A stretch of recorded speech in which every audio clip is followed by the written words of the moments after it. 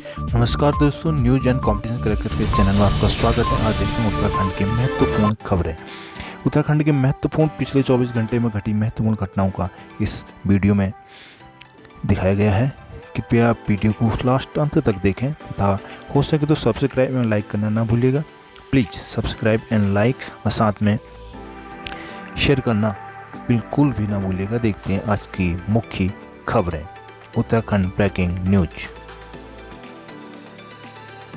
केंद्र से मंजूर कराए 32,000 करोड़ रुपये। मुख्यमंत्री पुष्कर सिंह धामी ने कहा कि उत्तराखंड मोदी सरकार के विकास के एजेंडे में पहले स्थान पर है। हाल ही में प्रदेश के विकास के लिए केंद्र ने 32,000 करोड़ रुपये की योजनाओं को मंजूरी दी है, जिनमें 1,300 करोड़ सिर्फ सड़कों में खर्च होगा। उन्होंने हरिद्वार में रिंग रोड बनाने की घोषणा की। कानपुर विधानसभा क्षेत्र के दल्लावाला में राजकीय महिला डिग्री कॉलेज के नए भवन का शिलान्यास करने के बाद सीएम धामी ने कहा कि प्रदेश की नहीं बल्कि केंद्र की सरकार भी उत्तराखंड को बेहतर के प्रयास में ला रही है। सीएम योगी ने विभागों में 24,000 रिक्त पदों पर भर्ती प्रक्रिया शुरू करने की घोषणा भी की है। कहा कि 15 अगस्त के बाद इनकी विज्ञप्ति जारी होनी शुरू हो जाएगी। सीएम ने आशाओं आंगनबाड़ी कार्यकर्ताओं को जल्द ही सौगात देने का भी वादा किया है।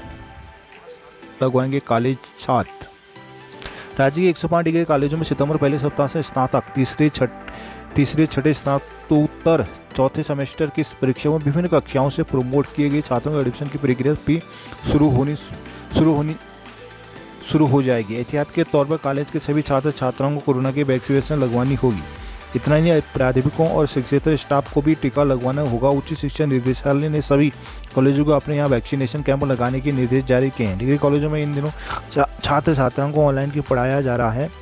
संक्रमण की रफ्तार कम होने के चलते निदेशालय ने प्राध्यापकों से भी कॉलेज में अनिवार्य उपस्थित रहने के लिए कहा है। ऐसे में सभी प्राध्यापक कॉलेज से ही ऑनलाइन पढ़ा रहे हैं। उधर विश्वविद्यालय अनुदान आयोग ने सभी विश्वविद्यालयों में उच्च शिक्षण संस्थानों से 1 अक्टूबर से कक्षाओं का भौतिक रूप से संचालन करने और सितंबर में परीक्षाएं कराने को कहा है। बहुत संभव है कि इस बीच बहरहाल कुमाऊं विश्वविद्यालय हाल ही में स्नातक और स्नातकोत्तर कक्षाओं की मुख्य परीक्षा और बैंक परीक्षाओं का कार्यक्रम जारी किया है। इसे देखते हुए उच्च शिक्षा निदेशालय ने कॉलेजों से अपने यहाँ वैक्सीनेशन कैंप लगाकर वैक्सीनेशन सभी को टीके लगवाने को कहा है। संघ ने गुरुवार से प्रदेश भर में कार्य बहिष्कार शुरू कर दिया है। संघ के सदस्यों ने मुख्य राजस्व आयुक्त मुख्यालय पर विरोध दर्ज किया। संघ के प्रदेश भर में कार्य बहिष्कार के कारण तहसीलों में कामकाज प्रभावित रहा। खासतौर पर खतौनी की कॉपी लेने आए लोगों को मायूस होकर लौटना पड़ा। इसके साथ खतौनी में रिकॉर्ड दर्ज करने का काम भी प्रभावित रहा। स्वामित्व योजना पर भी इस कार्य बहिष्कार का असर पड़ा है। सभी जिलों में विरोध दर्ज कराया गया। संघ के अध्यक्ष दीपचंद पांडे ने कहा कि इस स्थिति के लिए सीधे तौर पर सरकार जिम्मेदार है। लंबे समय से मांगों की अनदेखी की जा रही थी। मांगों के निस्तारण को लेकर कई बार अपनी मांग सामने रखने के बावजूद कोई कार्रवाई नहीं की गई, जिससे मजबूर होकर आंदोलन कर रहे हैं।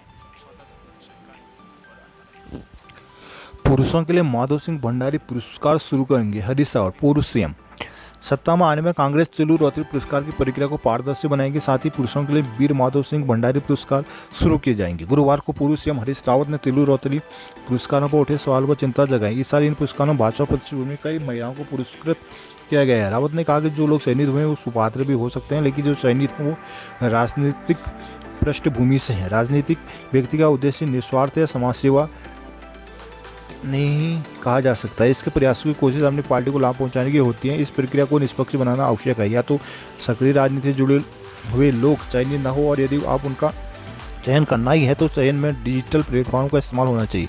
रावत ने कहा कि कांग्रेस को सरकार आने पर तिलू रोतरी पुरस्कार की चयन प्रक्रिया को निष्पक्ष बनाया जाएगा। पुरुषों के लिए वीर माधव सिंह भंडारी पुरस्कार भी स्थापित किया जाएगा। साथ ही अब समय आ गया कि उत्तराखंड में अपने किसी श्रेष्ठ खिलाड़ी के नाम पर राज्य खेल रत्न पुरस्कार भी शुरू किया जाए।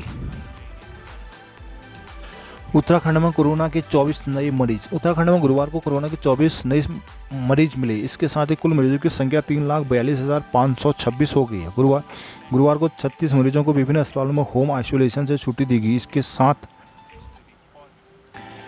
इसके बाद ठीक होने वाले मरीजों की संख्या 3,28,695 हो गई। राज्य में अब तक 418 एक्टिव मरीज रह गए हैं। स्वास्थ्य विभाग के बुलेटिन के अनुसार राज्य भर के अस्पतालों में 19,000 सैंपल जांच के लिए भेजे गए हैं। गुरुवार को सबसे अधिक 4 मरीज पौड़ी में मिले। अल्मोड़ा, टेहरी, यूएस नगर में एक भी मरीज नहीं मिला। बाकी जिलों में 10 से कम मरीज मिले। राज्य में गुरुवार को संक्रमण दर 0.12 है, जबकि ठीक होने की दर 96% तक पहुँच गई है। तैयार किया जा रहा है। इस योजना के तहत पर्वतीय क्षेत्रों के उन सभी नगरों को शामिल किया जा रहा है जहाँ आबादी का अत्यधिक दबाव है और अब फैलाव बाजारों में भी जाम लगता रहे। इस समस्या को देखते हुए अब लोक निर्माण विभाग की ओर से टनल बेस्ड पार्किंग की योजना बनाई गई है। इसके तहत नगर के 5 छोटी छोटी सुरंगें बनाई जाएंगी जहां से 200 से 300 गाड़ियां तक पार्क हो सके।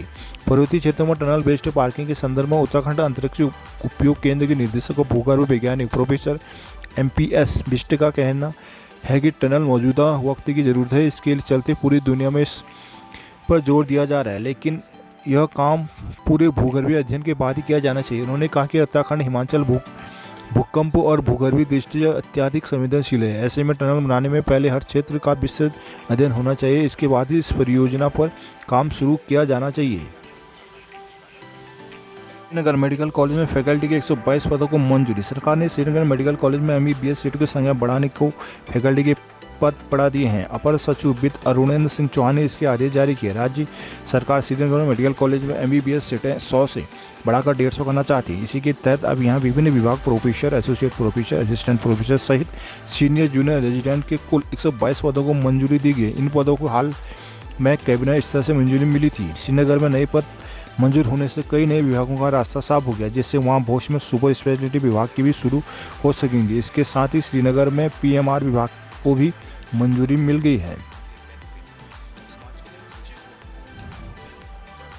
इलाहाबाद भेजी जा रही लाखों रुपए की बायोटिक दवाएं पकड़ी हैं। दवाओं को एक कोरियर कंपनी के जरिए भेजा जा रहा था। पैकेटों में दवाओं के काशीपुर में बनाए जाने का उल्लेख किया गया है। पकड़ी गई दवाओं की कीमत 11 लाख रुपये आंकी गई है। ड्रग इंस्पेक्टर मानवेंद्र राणा ने बताया कि औषधि नियंत्रण विभाग को सूचना मिली कि मालवी चौक स्थित एक कुरियर कंपनी से दवाओं का खेप उत्तर प्रदेश के इलाहाबाद को भेजी जा रही है। सूचना मिलने के बाद कुरियर कंपनी के कार्यालय में छापा मारा गया।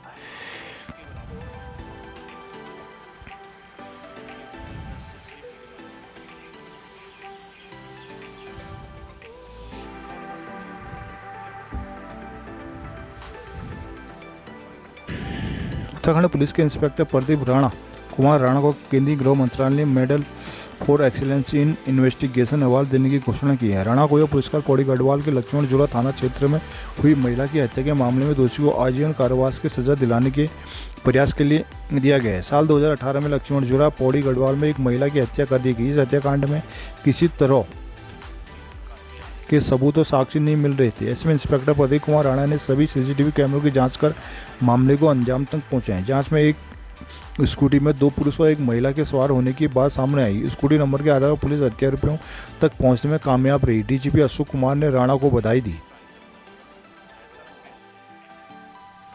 ये थी उत्तराखंड की महत्वपूर्ण खबरें। तो दोस्तों, thanks for watching and please subscribe and like this video. Thanks again.